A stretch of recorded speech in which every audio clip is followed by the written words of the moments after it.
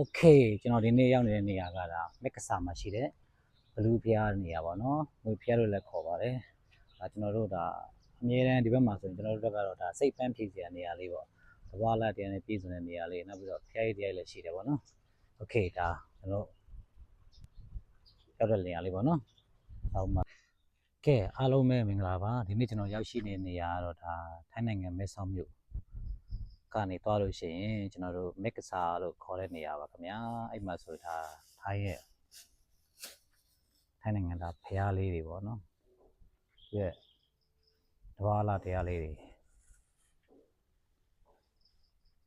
ထိုင်းကtourism ကိုအခြေပြုနိုင်ငံဆိုတော့သူ့ရဲ့ပေါ့တဘာလာတရားကိုထိန်းသိမ်းပြီးတော့မှအဲ့ဒီတွေကိုဘယ်လိုပြောမလဲဆွဲဆောင်တဲ့နေရာလေးတွေပေါ့နော်ဒီလိုမျိုးလေးဖန်တီးထားတယ်ဒါဆိုဘာမှမဟုတ်ပါဘူးတာမန်လေးတွေပဲဒါပေမဲ့တာမန်လေးတွေမှာပါဆိုတော့ကျွန်တော်တို့photographer ကျတဲ့လို့ဆိုလို့ရှိရင်ပို့ပြီးတော့မှစိတ်ဝင်စားတဲ့ကောင်းတဲ့နေရာလေးပေါ့တဝင်ရလို့ကောင်းတဲ့နေရာမျိုးလေးဖျားလေးပေါ့နော်ဟိုကမှဆိုသူ့ရဲ့ကြီးလက်အလှလေးတွေဘဝတရားလေးနဲ့ပြည့်စုံ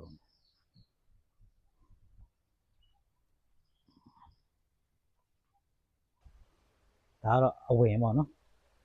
ဒီမှာအဝင်မှာဆိုတရုတ်လူမျိုးတွေအတွက်စချလို့ရနေရာလေးပေါ့နော်โอเคဒီမှာကြည့်အောင်နော်ကသူတို့ man mix waterfall လေးပေါ့နော်man mix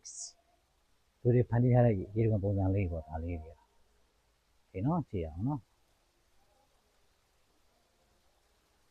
အင်မတန်မှဧည့်သည်တွေကိုဆက်ဆံမှုရှိတဲ့နေရာလေးပါပဲ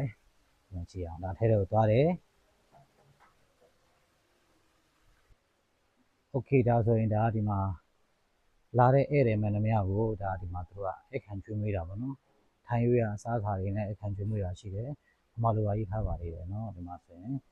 ဧည့်သည်များအတွက်အခမ်းကျွေးမွေးပါတယ်ဆိုရေးထားပါသေးတယ်နော်โอเค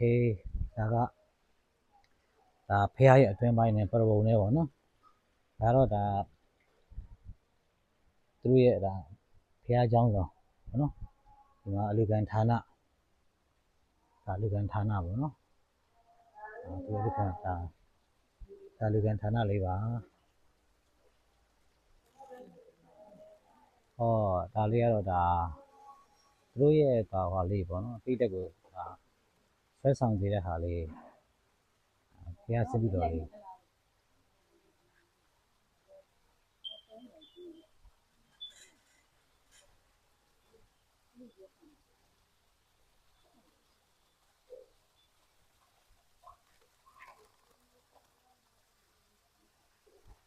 ဒီနေရာမှာဆိုတာအရင်တော့လာတဲ့ဧည့်သည်တွေကိုခမင်းကျတဲ့နေရာလေးပေါ့အခုလောဆယ်တော့ပြင်နေစင်နေတာလေးပေါ့နော်โอเคဒီဖျားရဲ့နောက်ကနေကြည့်လို့ရှိရင်ခုနလေးအရှိရပြတဲ့ဖျားပါနော်ဖျားလေးရဲ့နောက်ကနေကြည့်လို့ရှိရင်ဧည့်သည်လာပြီးတော့မှအနာယူပန်းဖြစ်တဲ့အဆောင်လေးပေါ့နော်အဆောက်အဦလေးအားလုံးကဘာနဲ့လောက်ထားလဲဆိုတာအားလုံးကျွန်းနေပဲနော်ကျွန်းနေပဲတိဆောက်ထားတယ်အဆောက်အဦလေးပေါ့ဟုတ်ပြီနော်ဒီအဆောက်အဦမှာလာပြီးလို့ရှိရင်လာပြီးပန်းဖြစ်ကြတယ်နားယူကြတယ်ပြီးရင်ဟိုးဘက်ကတဘာလာတရားလေးကိုသူတို့